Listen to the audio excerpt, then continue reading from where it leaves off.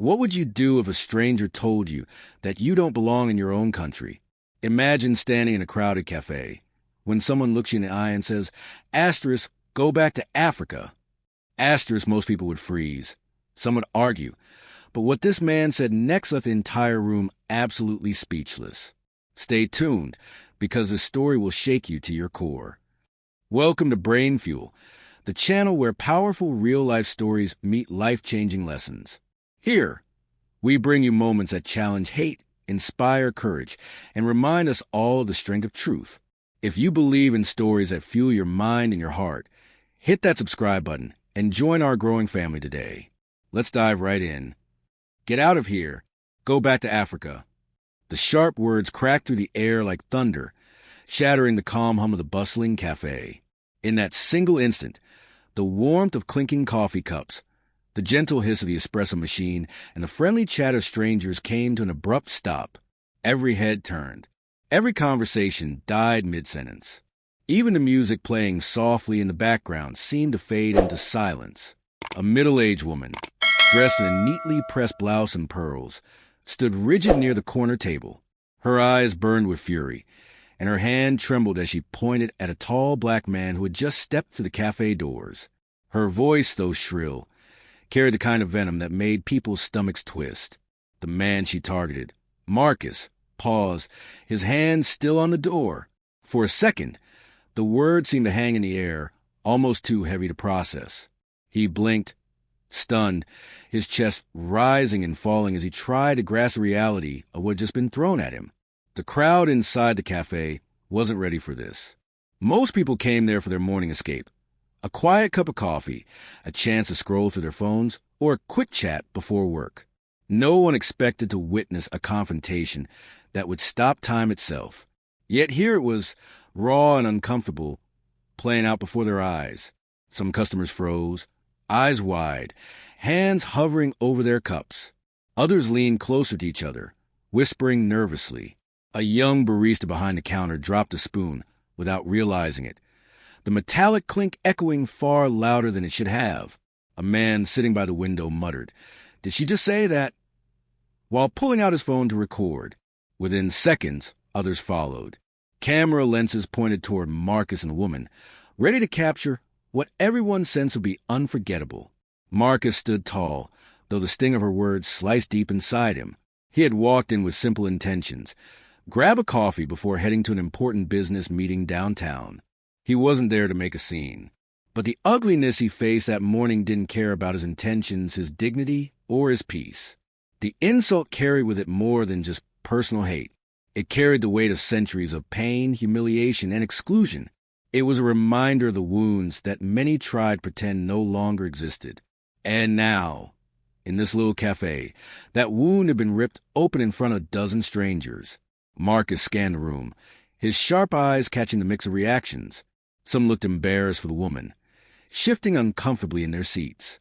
A few stared down at their phones, pretending not to notice, hoping to avoid the tension.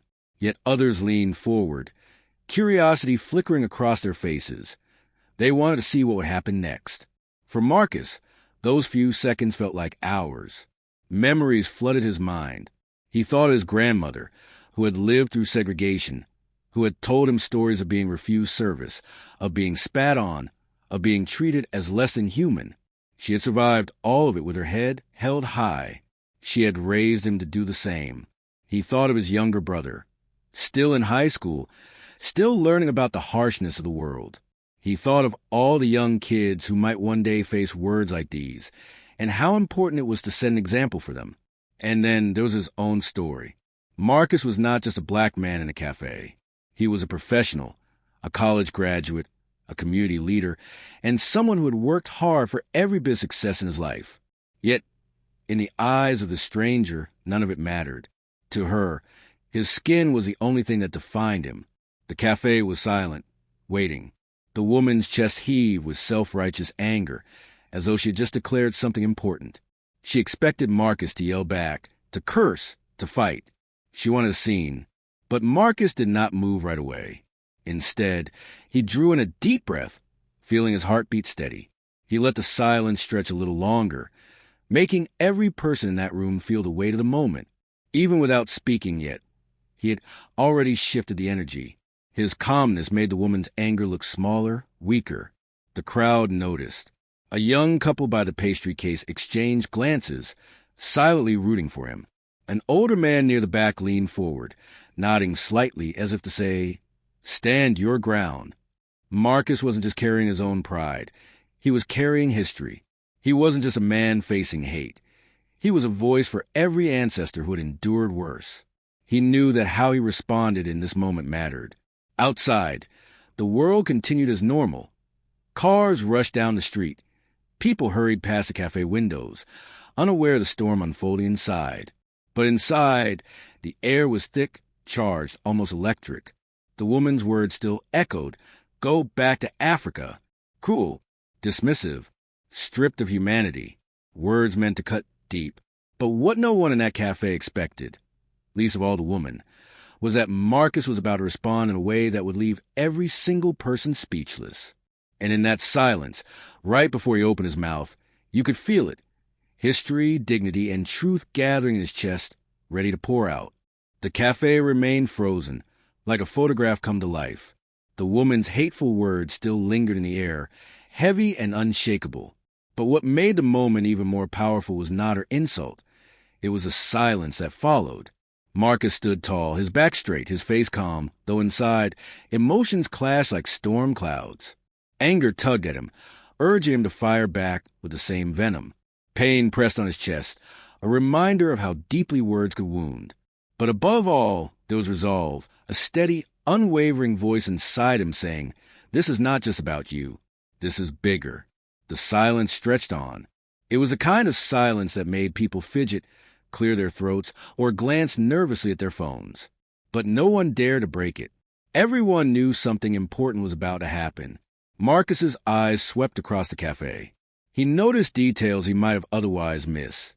The young mother at the corner table clutching her child a little closer, as if to shield him from the ugliness of the moment. The barista gripping the counter, unsure whether to intervene. The teenager recording with shaky hands, eyes wide with disbelief. Some faces reflected shame, as if they, too, felt guilty for the woman's words. Others were wide-eyed with curiosity, waiting to see how Marcus would react. A few looked uncomfortable, hoping the whole thing would just end so they could return to sipping lattes and scrolling TikTok. Marcus felt the weight of every gaze. It wasn't just him versus the woman anymore. The whole room had become a stage, and he was at the center of it. His response, whatever it would be, was going to leave a mark not only on himself but on everyone watching. He thought of his grandmother again. She used to tell him stories about walking into restaurants during the civil rights movement and being told she wasn't welcome. She would laugh and say, "They could refuse to serve me, but they couldn't make me small. I refuse to shrink." Those words echoed in Marcus's mind now. He refused to shrink. But still, the sting of the insult was sharp. Go back to Africa. 3 words loaded with hate. Words that tried to erase his entire existence in this country. Words meant to suggest he didn't belong. He clenched his jaw, but kept his posture composed. Marcus knew he had 2 choices. Meet hate with hate, or rise above it with something stronger. The silence gave him clarity. He realized that his voice, if used wisely, could do more than just offend himself. It could teach, it could inspire, and could remind people of a truth often forgotten. He imagined his younger brother watching this video later, replaying the moment when Marcus faced cruelty and asking himself, "What do I do if that ever happens to me?" He imagined little black kids scrolling online, seeing his response, and either learn to fight with anger or with dignity. He wanted them to see strength, not rage. Marcus took a breath.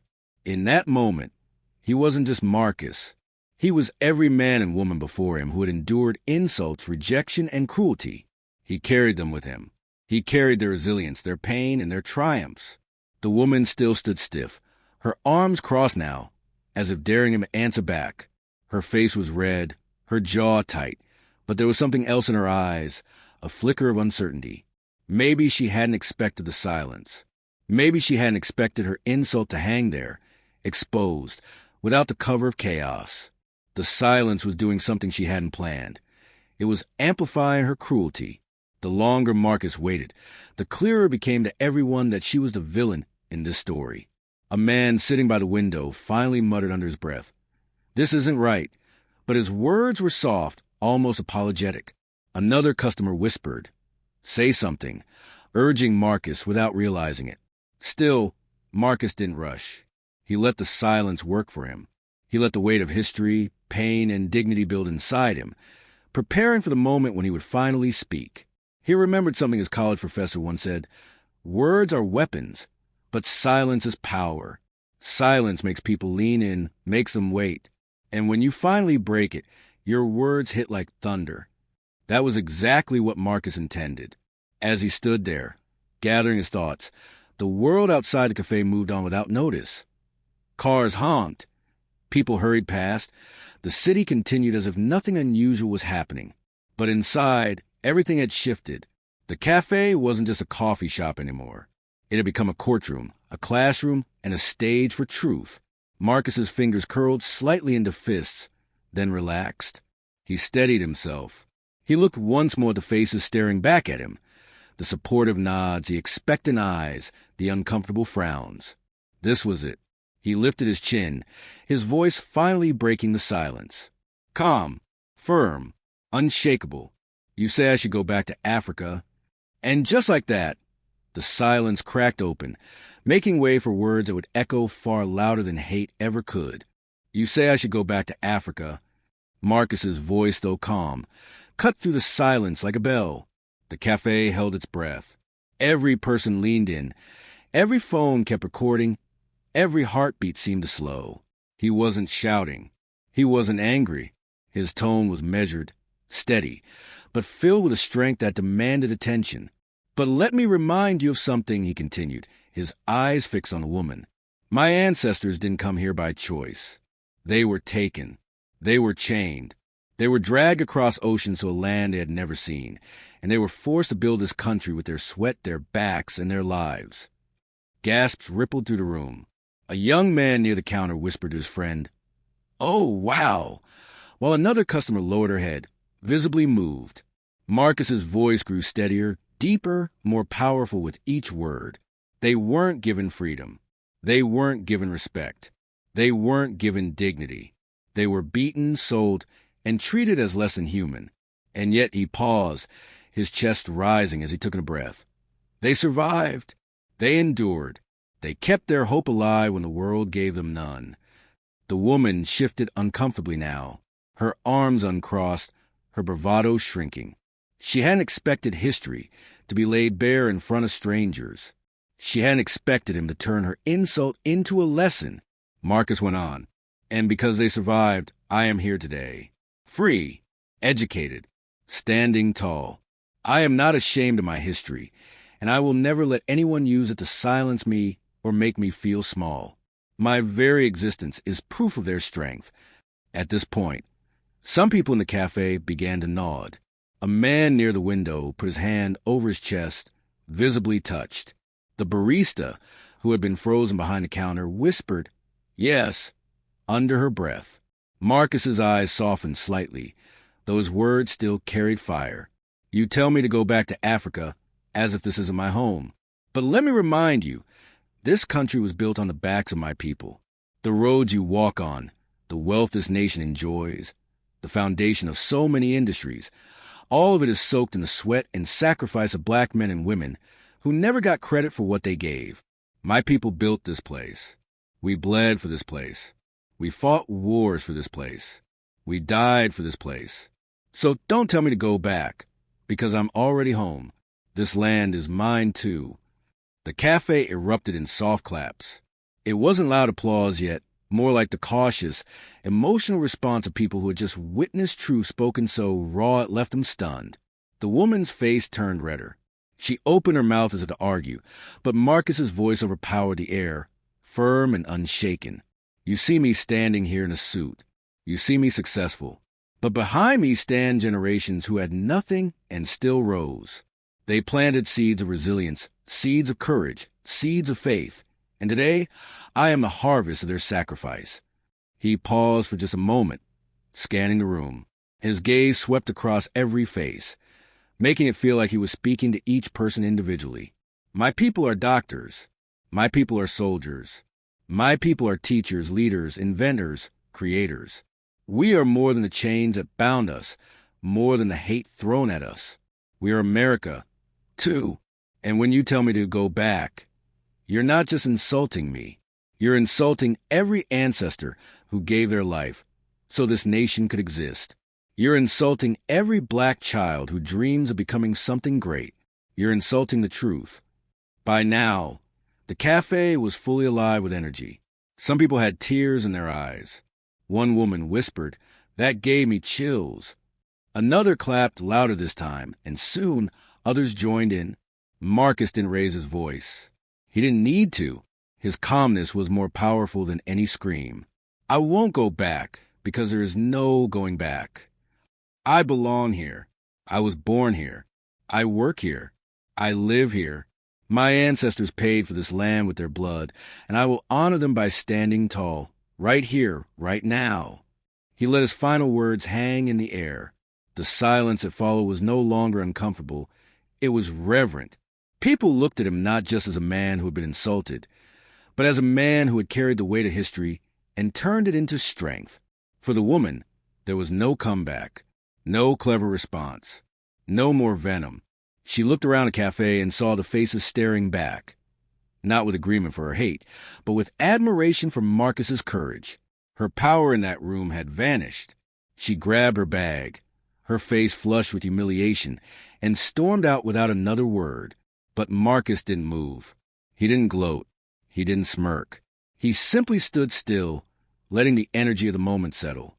The cafe slowly broke into applause, not polite, not hesitant, but full. Some stood up, clapping with both hands. Others cheered softly. A few even shouted, "That's right." Marcus gave a small nod, almost humble. He didn't bask in the praise.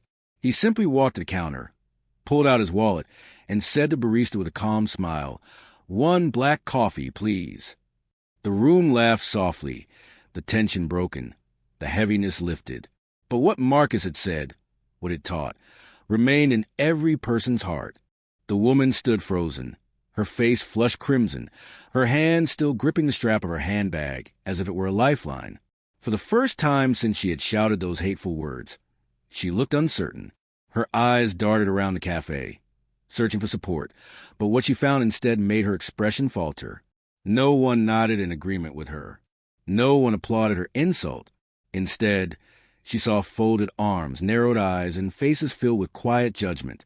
The same silence that had once given her power now exposed her. She wasn't the voice of authority anymore. She was the outcast in the room.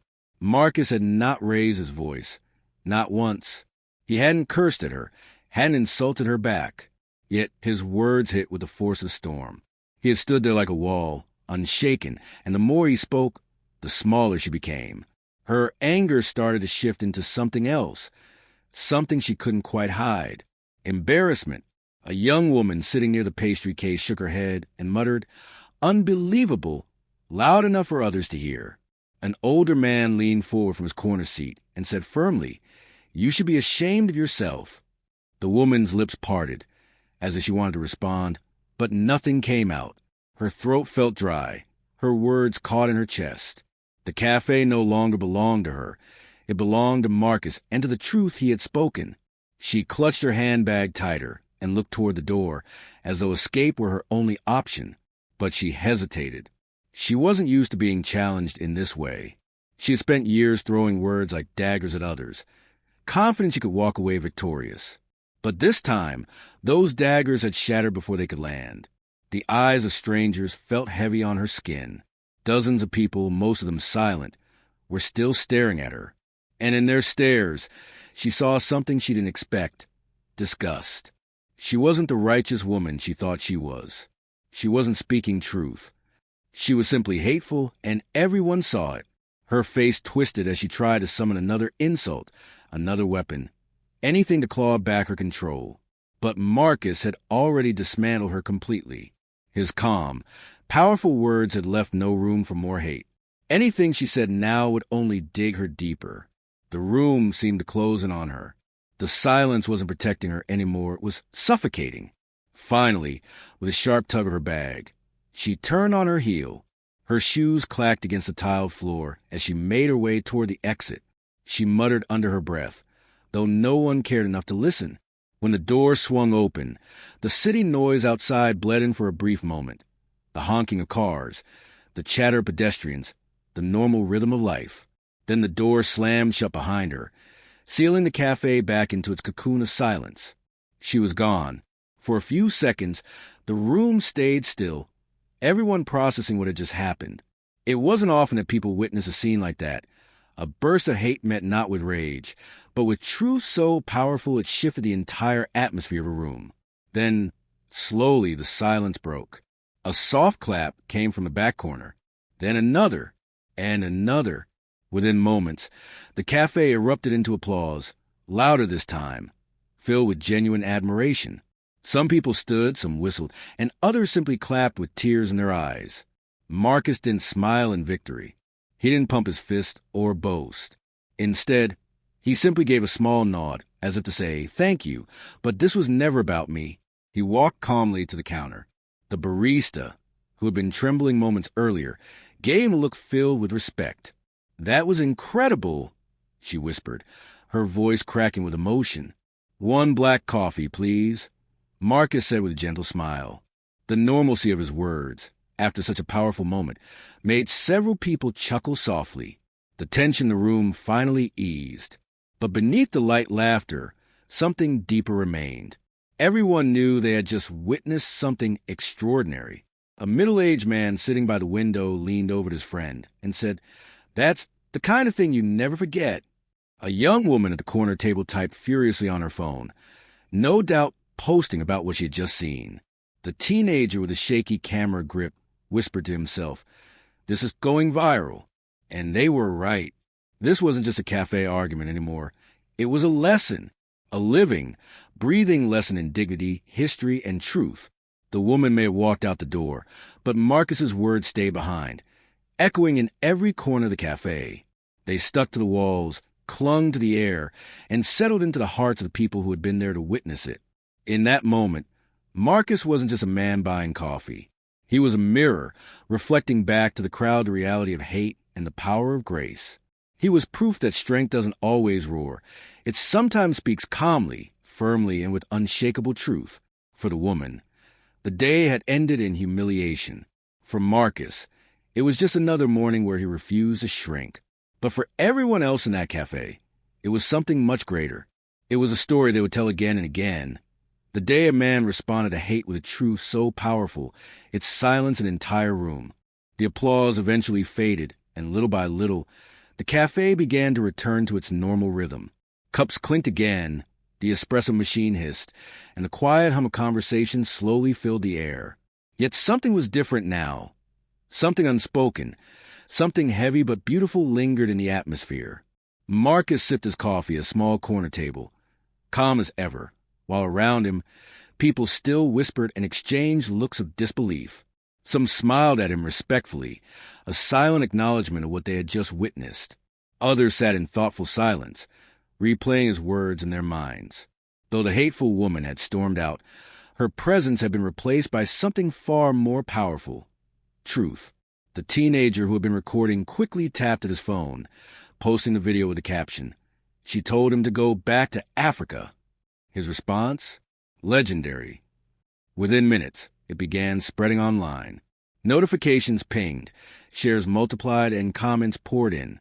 Strangers who hadn't been inside the cafe were already weighing in, calling Marcus's words a lesson the world needed to hear. But for the people who had been there in person, it wasn't just a viral clip.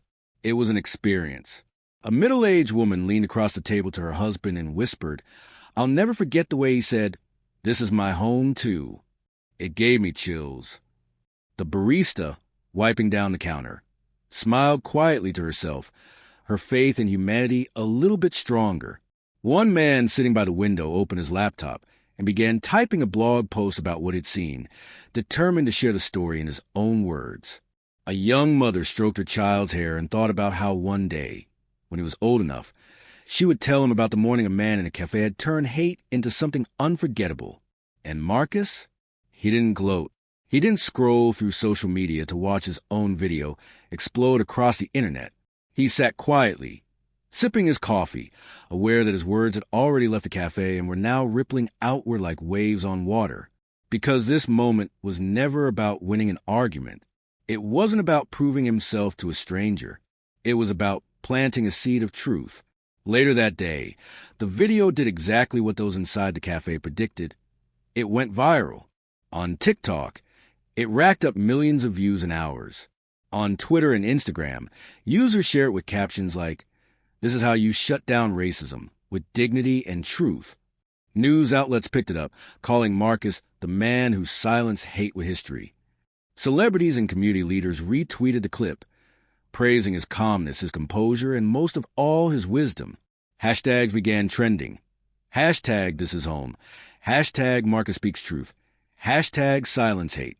And while the online world erupted in support, something even more powerful was happening quietly in living rooms, classrooms, and workplaces across the country. Families watched the clip together and had difficult conversations about racism. Teachers played the video for their students, sparking discussions about history, identity, and belonging. Co-workers shared on their lunch breaks, nodding with respect at Marcus's unshakable grace. The hateful woman, meanwhile, disappeared from the story. She had walked out of the cafe, but her exit didn't erase the moment. It cemented it. She became the faceless representation of ignorance, while Marcus became the face of resilience. But what struck people most wasn't just what Marcus said. It was how he said it. Calm, steady, without venom, without rage. His words carried weight because they were rooted in history, in truth, in dignity. He didn't shout her down. He rose above her. And in doing so, he silenced not only her but every echo of hate that filled that cafe. Weeks later, Marcus was invited to speak at schools and community events. People wanted to hear from him directly, to learn how to respond to hate without losing themselves. He accepted humbly, always repeating the same message. It's not about me. It's about remembering who we are, where we came from, and why we belong. But for Marcus personally, the moment in the cafe was not about fame or attention. It was about carrying the torch his grandmother once carried, the same torch passed down through generations. It was about showing his younger brother, and every other young black boy and girl, that you never need to shrink in the face of hate. You can stand tall, rooted in truth. Back in that cafe, life eventually went back to normal. Customers returned for their morning coffee. Baristas worked the machines, and new strangers came and went. But for those who had been there that day, the space felt different. It wasn't just a coffee shop anymore. To them, it was a place where they had seen hate lose its voice and dignity rise above it. And years later, some of them would still remember. They would say to their children or grandchildren, "I was there the day a man responded to the ugliest words with the most powerful truth, and I'll never forget how it made me feel." Marcus's response became more than just a viral video. It became a reminder that hate cannot erase history, that dignity cannot be stolen, and that the most powerful weapon against ignorance is truth spoken calmly, fearlessly, and without apology. The woman had tried to strip him of belonging with 3 words: "Go back to Africa." But Marcus had answered with something stronger, something lasting: "I'm already home." And that simple truth left the crowd, the cafe, and eventually the world speechless.